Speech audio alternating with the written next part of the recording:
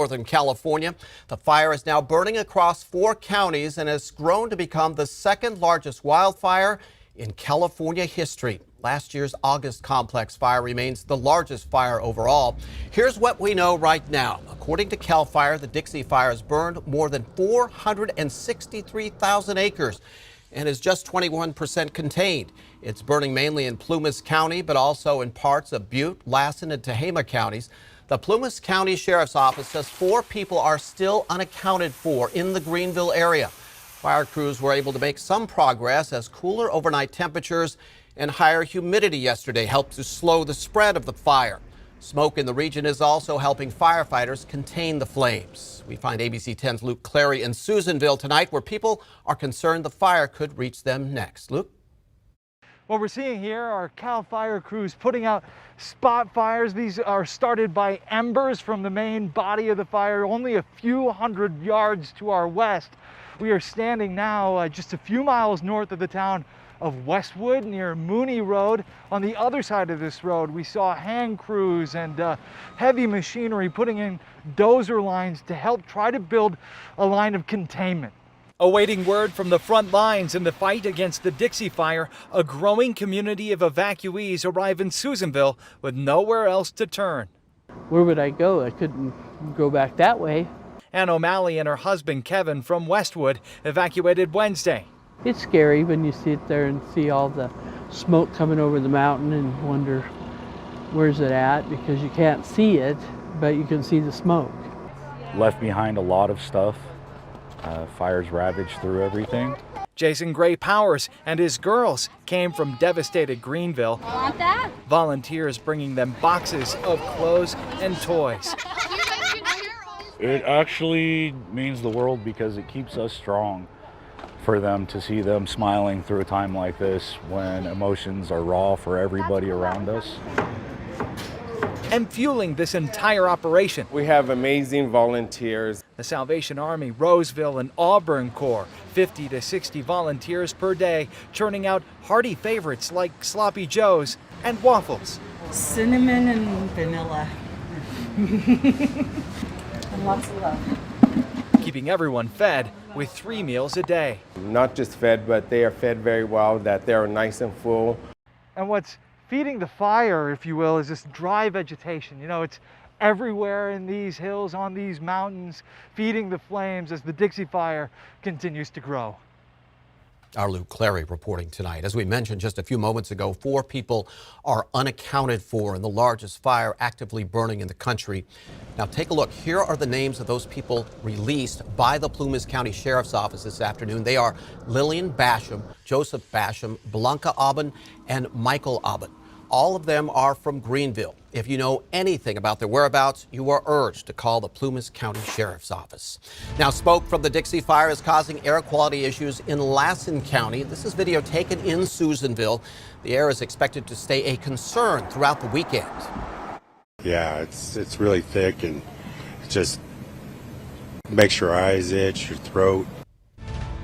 And the Dixie Fire also destroying a piece of history. The National Park Service reports the popular Mount Harkness Fire Lookout at Lassen Volcanic National Park was lost in the fire.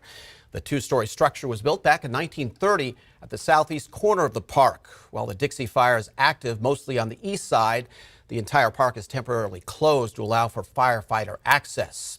As we mentioned, the Dixie Fire is now the second biggest wildfire in state history. And here's another interesting fact. 6 of the 7 largest wildfires in state history have happened in a span of just a year.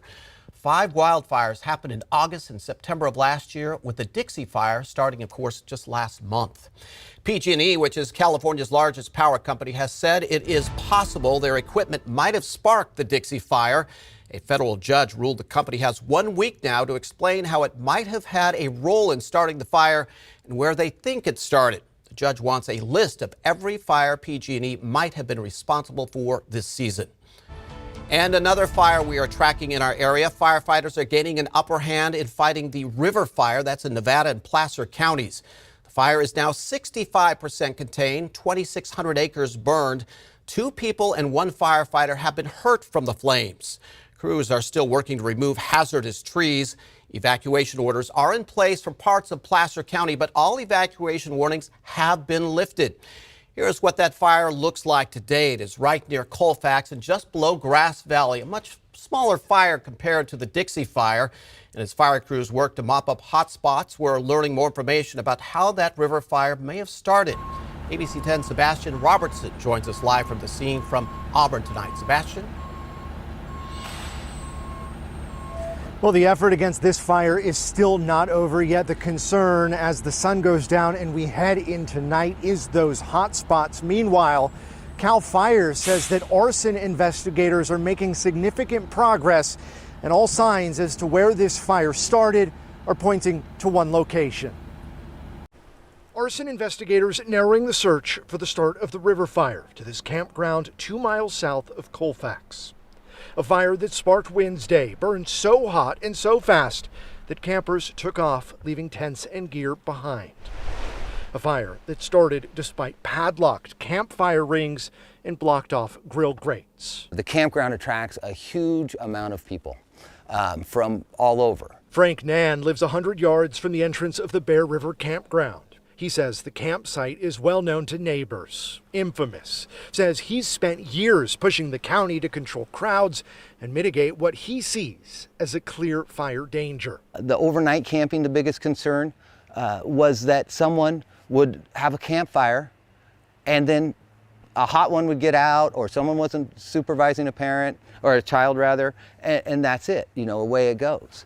Nan's home is upwind of the fire. He says that's sheer luck. 100%. It was flip of a coin. Flip of a coin. Meanwhile, downwind along the path of destruction, you'll find CAL FIRE Captain Adam Hoff. It's probably not the most exciting work, but it is probably the nitty-gritty and the hardest piece of firefighting. Hoff leading a crew of inmate firefighters tasked with making sure the fire is out and not just down. Mopping up is actively putting out anything that's putting off a regular heat. In the 4 days since the river fire started, it's covered 2,600 acres, claiming nearly 90 structures along the way. A fire with a burn path that's leading arson investigators back to this campground.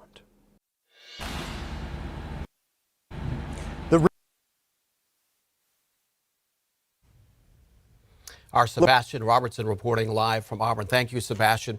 Now here's a look of what it looked like in Sacramento earlier today.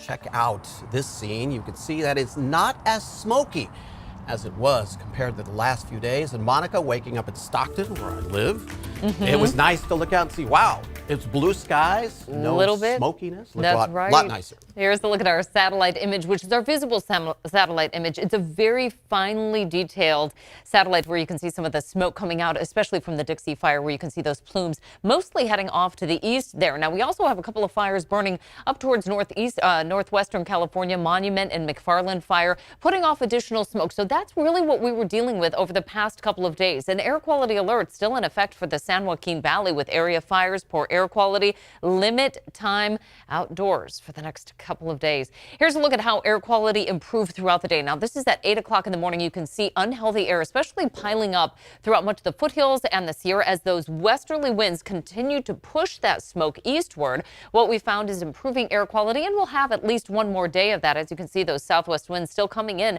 at this hour, pushing most of that smoke out of the valley. Temperatures, meantime, pretty similar to yesterday. We're still in the 80s to lower 90s at this hour. 80s for the foothills, 70s up top for the Sierra, with tonight generally clear skies, light southwest winds. We'll talk more about the smoke and the 100s heading our way. All right, Monica, thank you.